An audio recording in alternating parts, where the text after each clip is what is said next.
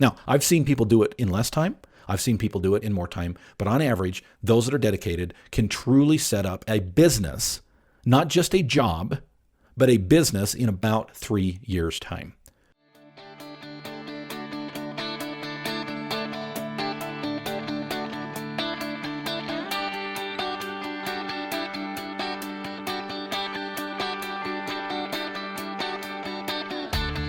Originating from deep inside the Rocky Mountains, transported through the power of the internet, and arriving inside your tiny earbuds. It's the Appraiser Coach Podcast, helping appraisers increase their efficiency, quality, and make more money.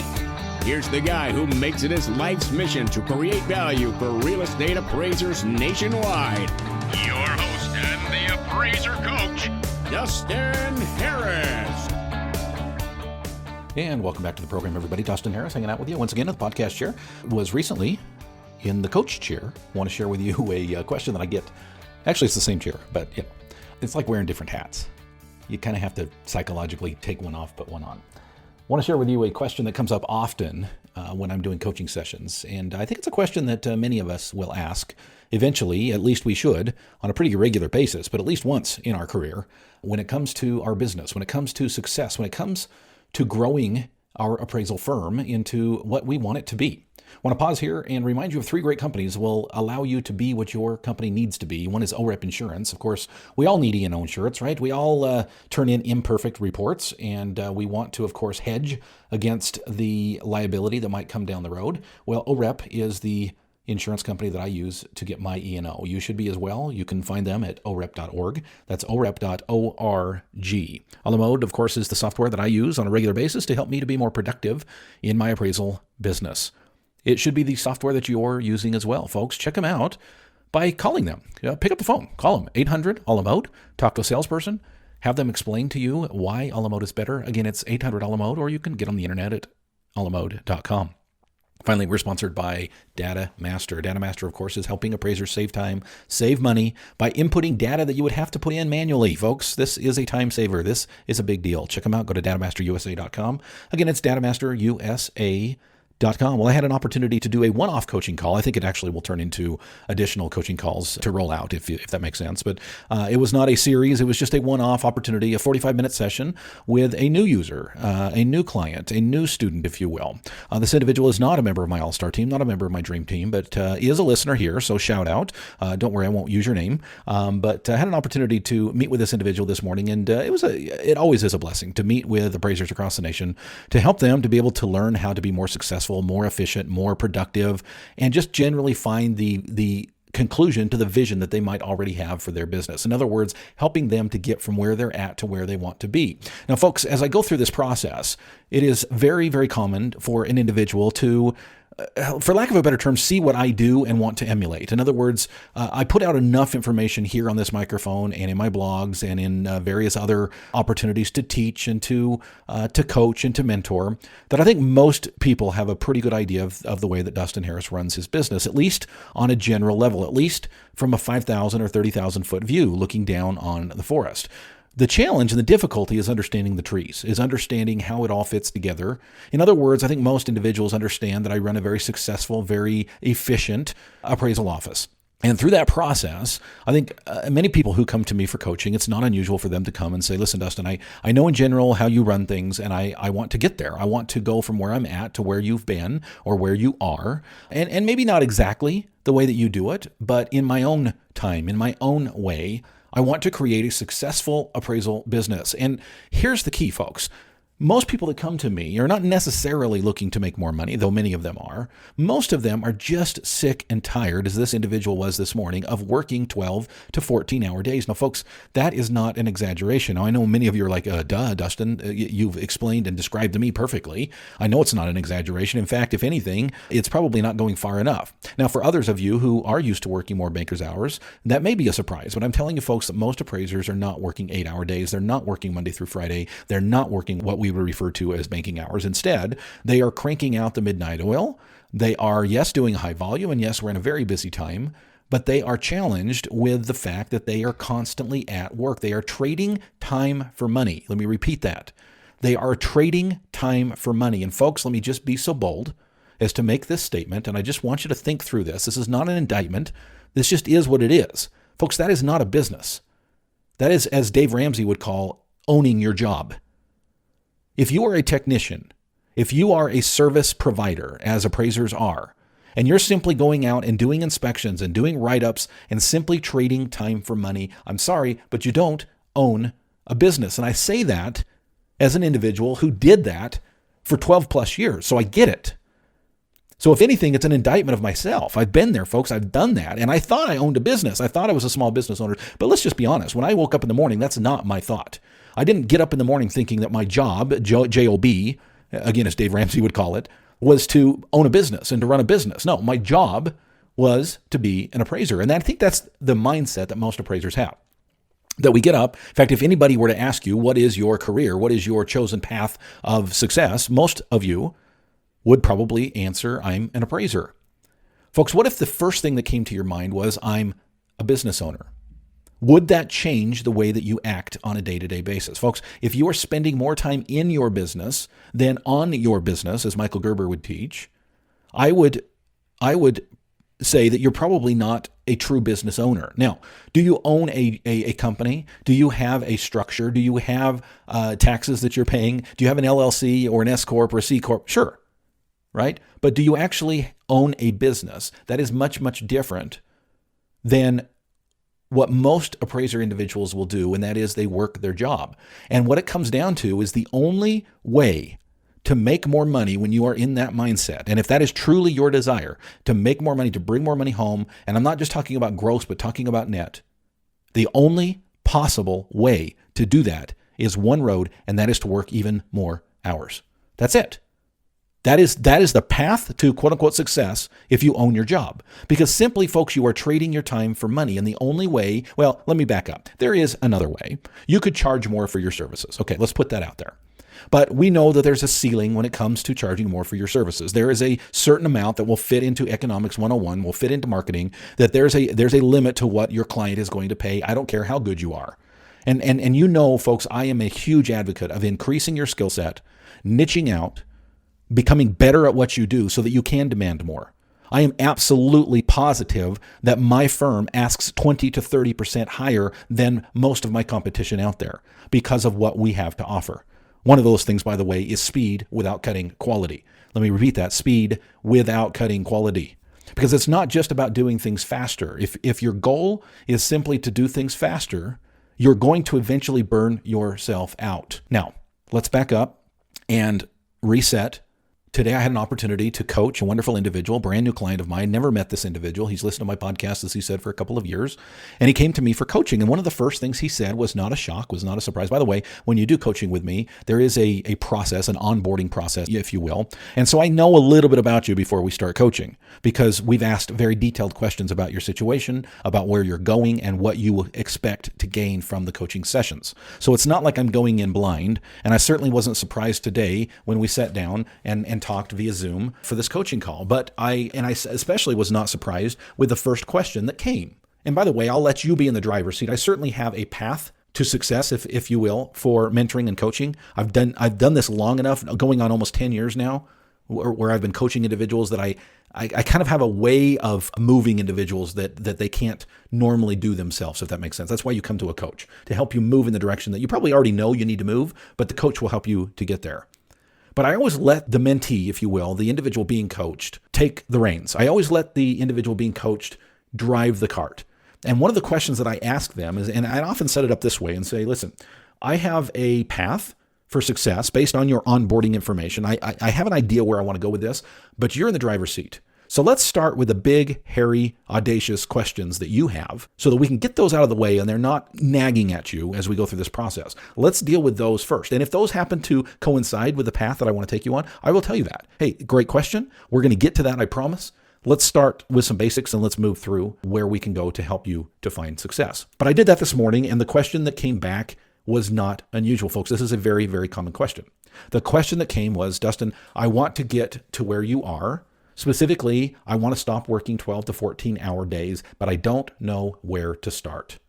Folks, that is a very, very common question. I think individuals who listen to this podcast, hi, listeners, love you. Thank you. Really, truly. 500 plus episodes. We have hundreds of thousands, that was plural, hundreds of thousands of downloads of the Appraiser Coach podcast, and it is awesome. Now, people who listen to this podcast on a regular basis have a pretty darn good idea about my mindset, about my principles, about my business sense, and about what's important to me. The challenge that they have, again, is they are above the forest. They need to get in the trees to figure out how to get from here to there. And specifically, this question comes up frequently. Dustin, I know I probably need help. I know I probably need to improve the technology that I use. I definitely need to improve the systems that I utilize. But I don't know where to start. Where do you think I should start along this path so that I can get the most gain for the least amount of effort to begin to get myself ready for this onslaught of success? And folks, this is not an easy process. I'm not going to lie to you. If I did, I wouldn't be truthful. I wouldn't be authentic as a coach. I need to be very clear up front that getting from where you're at to where you need to be or where you want to be is possible. And I will share with you success stories of individuals who have done it. Now, it took me about 7 years to where I finally thought, okay, now I'm really seeing some success. I really feel like a business owner. But folks, I did it all wrong for about 4 of those years. Learn from my mistakes. That's one of the great things about being a coach in something that I've already learned the hard way in. I can now help you, assist you, hold your hand, if you will, to avoid the pitfalls that I fell into going through it. And I can tell you that most of the students that I coach and mentor can get from where they're at to where they want to be. And this is, by the way, is a huge chasm. When you first come to me for coaching, you're coming to me because you're desperate, right? You're coming to me because you know where you want to be, and there's a whole lot of pitfalls in between here and there. But I can tell you that most clients can get from where they are to where they want to be in about 3 years. Now, I've seen people do it in less time. I've seen people do it in more time. But on average, those that are dedicated can truly set up a business, not just a job, but a business in about 3 years' time. There is a starting point. There is an answer to this individual's question that I was coaching this morning. Dustin, where do I start? I want to share that with you when we get back from the break, but first I want to share with you a couple of things that are going to help you as you move towards success. One of them is technology. Folks, I talk about the 3-leg stool to success. Technology is one of those legs that will help to pole vault you to success. And there's some great companies out there helping appraisers to do just that. One of them is DataMaster. Folks, imagine if you could take about a 5-hour process, and I found that that's pretty average for most residential cookie-cutter appraisers. They're talking about 4 to maybe 5 hours total that they're going to spend on each appraisal. Now, about 30 to 45 minutes, maybe upwards of an hour, is going to be data entry. That is just mundane. It is boring, but it has to be done. Now, you can either choose to do that yourself, or you can choose to hire someone else to do it, in which case you're still paying someone to do that, or you can take the higher road. And you can use technology at your fingertips called DataMaster. DataMaster will take that data from one screen to the other screen, okay, and put it in the right fields and make it seamless and save you about 45 minutes per report. Check them out. Go to datamasterusa.com. Again, it's datamasterusa.com. Another great technology out there that is helping appraisers on a regular basis. Folks, there's a reason they are number one. A la Mode software is helping appraisers to be better, more efficient, more successful at what they do. Folks, the individual that I talked to this morning was with a different software, and we spent some time talking about that. And by the way, have nothing but the best to say about the software out there and the people that run the software. Great software out there. But folks, if you want to be efficient and you want to be as efficient as you possibly can, I'm telling you right now that a la Mode is where it is at. Check them out. Go to alamode.com, or you can call them at 800-ALA-MODE. Finally, we are sponsored by OREP Insurance. Folks, I'm telling you, I need insurance. I need E&O. Now, it's not just a client requirement. It's peace of mind. It allows me to sleep well at night. It allows me to think, you know what? There's no perfect 100% right appraisal out there. But I have E&O that's going to back me up for those little mistakes that do indeed get made. I love OREP Insurance. They shop it around. They give me the best deal, and they give me the best coverage. If you're with any other E&O out there, folks, I encourage you, I beg you, check out OREP Insurance. It's OREP.org. One more time, it's OREP.org.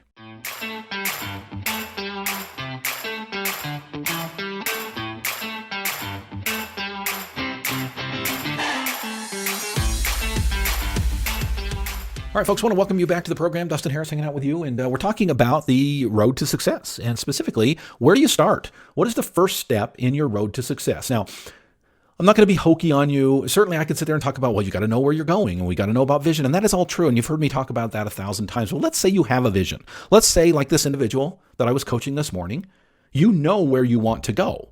In fact, one of the questions that I ask individuals who do private coaching with me is, what is your vision for you and your business in the next 2 to 3 years? That's the question. And you have an opportunity to write down as much detail as you want. You know, I want to see myself here. So this individual came to me with a vision, and certainly that is the first step, okay? So not to take away from the title of this podcast today, but that really is the first step. You've got to know where you're going, or you're like the Cheshire Cat. It doesn't matter which road, because any road will lead you there, right? The road to nowhere is any road you want to take. But if you have a specific place that you would like to be, the question is, Dustin, how do I get there? And specifically, let's say that you want to run a business and not just own a job. Okay, as we've been talking about this morning, you want to be a business owner and not just a technician. Now, that doesn't mean you may want to be only a business owner. Okay, like me, I still love appraising and I still spend a few hours a week appraising. But my bigger responsibility is to run a successful appraisal business. And if that's where you're going, let me tell you the very first thing to start with. You have to have a knowledge of where you are with your business structure. And the very best tool that I can give you to start with is what's called the appraisal assembly line. Now, I've talked about it on this microphone before, so if it sounds familiar to you, in fact, it wasn't too many months ago that I talked about this tool, but folks, that is the answer to the question on the table. Where do you start? You start with what it takes to get the service that we're providing, and that is appraisal, out the door. How do you get the product from start to finish? You have to know what each of the steps is along the line. I want you to imagine just for a moment, there's a reason it's called the assembly line, and I've been beat up over that term. Dustin, it's not an assembly line, it's an appraisal, and every appraisal is sacred, and every appraisal is unique. Okay, whatever. We're still dealing with processes, folks, and until you look at your business as a business that sends your service through a process, you're not going to find success. Okay. Yes, I'm a believer in every home is unique. Yes, I'm a believer in every service that we provide, every scope of work that we approach, every appraisal problem that we need to solve is unique. I get that, folks. But on a business sense and in the realm of economics, there are steps that you have to take with nearly every single appraisal, right? You have to bid. You have to accept. You have to log the order. You've got to do the research. You've got to find the plat map. One of the steps is to look up the zoning. One of the steps is to go through the highest and best use process. One of the steps is to set up the appointment. One of the steps is to sketch the property and to take the pictures and to do the comp photos. In other words, there are things that we do over and over and over again. This is what I refer to as the appraisal assembly line. Now, my assembly line currently has 36 steps. Okay, now that may need to be revised because as I was looking through it with my coaching student today, I realized there were 3 steps that we're not currently doing. But nonetheless, there are 36 steps on my appraisal assembly line. And that starts from number 1 and it ends with the last delivery of the final report after the last revision is made. Okay, so the very last step number 36, is delivering the report after the last revision. This is uploading the report. Whether you email it, upload it to a portal, print it out and send it carrier pigeon, whatever you do to get the appraisal from here to there, that's step number 36, and then you're done. Now, well, Dustin, what about the money? What about invoicing? What about collection? Again, that's not part of the appraisal assembly line. That's part of running your business, right? Collecting the money is my favorite part of running a business, but that's not part of the 36-step appraisal assembly line. But folks, this is where you start, and here's why. Once you have your steps, and by the way, I always share this tool with those that I coach when it comes up. Okay, it's a free tool that I'll share. By the way, it's free in the All-Star team as well, and I'll talk about how to get it here in just a few minutes. But take mine, and my encouragement is don't use mine, right? Use mine as a template only, because my process is not your process. That's why coaching is so essential, and why I can't just write a book and say, okay, folks, here's the formula, here's the recipe, follow that and you'll be successful. Your business, your experience, your setup, your fill in the blank is different than my fill in the blank. And you need to have a unique and specific process for you. So use mine as a template, but once you come up with your steps, maybe it's 32 steps for you, maybe it's 45, maybe it's 106, it doesn't matter, the number. What matters is that you've broken down each process into individual steps that build on each other. All right, you can't log the order before you received the order. So these work chronologically. You can't deliver the final report on step number 36 until you've done the final revision on step 37, right? Or 35 rather, counting backwards. Okay. So, and then what you do is you take and you break down each of those into individual tiers. Now, you've heard me talk about tiers before, so I'm not going to spend a lot of time on it today. I would recommend that you go back and search the podcast archives and just type in the word tier, T-I-E-R, and you'll find at least one podcast, probably more, on tiers. So you break it down into tier 1, tier 2, tier 3. Okay. These are the different levels, right? These are the different levels of expertise. Tier 1, very basic. Tier 2, more advanced. Tier 3, more analytical, kind of appraiser related. So choosing comps is a tier 3 related thing. Logging the order is a tier 1. Okay. You kind of get my drift. And then comes the important part. And then once you have that process, and you have it named tier 1, tier 2, tier 3, you then come up with an average, and this is not a guess. This is scientific stopwatch work, folks. Then you put a time. How much time does it take to log an order? How much time does it take to upload the final report? How much time does it take to choose comps? How many minutes does it take you to choose comps on average? I know some will be more than others. This is average. Once you have that number, folks, all of a sudden you start to see the trees instead of just the forest. And that's why this is the first step to success. Once you take your whole business and you put it in front of you, you as an appraiser business owner now start to look at things through different eyes. Instead of just being the appraiser and hoping for more work and hoping for more time and hoping to be able to compete, right? And the only way to make more money is to work harder. You're now starting to see, oh, do I really need to be the one that logs in the order? Or could I hire Karen and train her to do that, right? Do I really need to be the one that does fill in the blank? And that's where delegation starts to come in. That's where you start to use tools like a la mode and DataMaster and ANow and some of these other great technologies, because maybe that technology can take the place of step number 7. And then you have an opportunity to manage properly. And let me share with you what that means. You have an opportunity now to look at each individual that you've hired, and now I'm going through the process of managing that individual. And if I've got 2 individuals that work in the same process, so let's just use the easy one of logging orders, and Jane takes 30 seconds to log an order, but Jonathan takes 3 minutes to log an order, well, we have a problem. Either Jane is being sloppy and going too fast, or Jonathan is being too slow and doesn't really know what he's doing. Either way, we've got a problem. We've got to deal with it. We can't deal with the problem if we don't know the problem. And that's why this tool, this appraisal assembly line, is such an important part of the process. Folks, you've heard me say before that I work regularly on my business, not in my business. I call it ONI time. On it, not in it. Okay, acronym. ONI time. Working on it, not in it. I try to do it every Monday morning. I'm pretty successful at doing it most Monday mornings, unless I'm traveling or there's something else goofy going on. But for the most part, I'm spending time working on my business, not in my business. And part of the process of working on my business and not in my business is to look at these efficiencies and to tighten them up. That's where the success comes as a business owner. Now, some of you are saying, well, Dustin, that sounds like a lot of work. Well, it is. Folks, it is. Running a successful business is not easy. So for those of you who are going to come to me for coaching, say, Dustin, I want to sit in my hammock and make more money. Well, okay, that's great. Maybe we can get there. But that's not what I'm teaching. I'm teaching switching your mindset from being the sole technician to running the successful business. And then you look at opportunities to get paid as the owner and not just as the technician. So this tool is absolutely, in my opinion, essential. It is a tool that I refer to frequently in my ONI time. Frequently, I'm going back to the drawing board and saying, okay, well, Karen is taking 5.5 minutes to enter comps using DataMaster. That doesn't make any sense. DataMaster does it in seconds. What's going on here? And we have the opportunity to process through and help Karen to understand the tool and the technology better so she can be more successful. Folks, if you want to be a part of my dream team and get great tools like this, this is free. You can go to my All-Star team, which is free, by the way, for the first 30 days. You can download my appraisal assembly line. It's right there on our 2 places, our member resource library on the website, and you can also download it from our private and closed Facebook group that you have to be invited to if you are a member of the All-Star team. Folks, I invite each of you to be a part of the All-Star team right now. Go to my website, theappraisercoach.com, and click on memberships, and when you get in there, free 30 All-Star.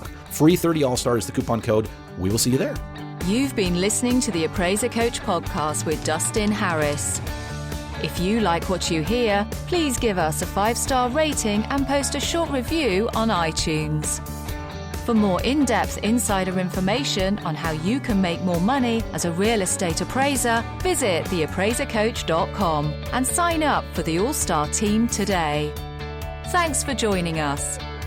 And now, get out there and create some value.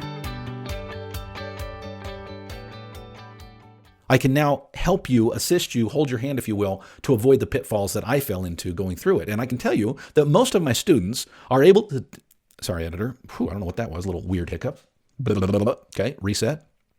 I can tell you that most of the students that go through my program can usually get from where they want, or where they are, back up again. Most of the students, holy cow. All right, boop, reset. I can tell you that most of the students that I coach and mentor can get from where they're at to where they want to be. And this is, by the way, is a huge chasm. When you first come to me for coaching, you're coming to me because you're desperate, right? You're coming to me because you know where you want to be, and there's a whole lot of pitfalls in between here and there.